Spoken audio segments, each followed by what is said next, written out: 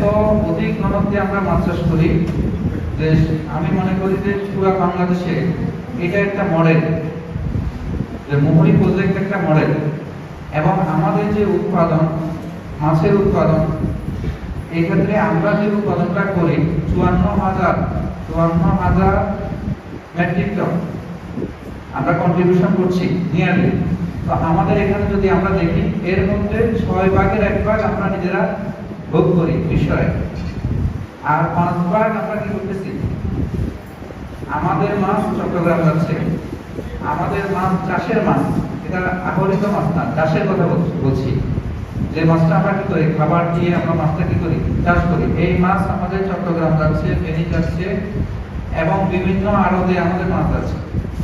মিশরের মৎস্য চাষীগণ মাছ চাষের ক্ষেত্রে অনেক দূরে এগিয়ে গেছে এবং তারা এত গণমুখে এত সাকসেসফুলি মাছ চাষ করছে।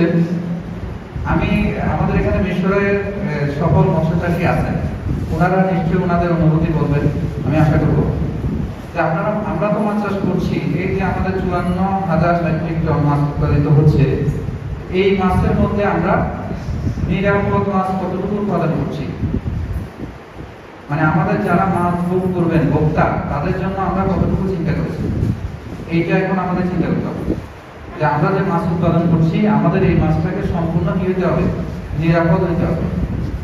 এখন দেখেন নিরাপদ মাছ যদি আমরা উৎপাদন করতে পারি, নিরাপদ মাছ যদি আমরা উৎপাদন করতে পারি, কার লাভ বলেন?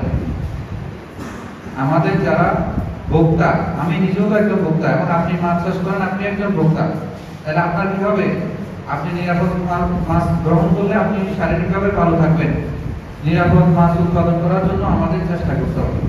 এখানে ছোট্ট একটা উদাহরণ বলি, যেমন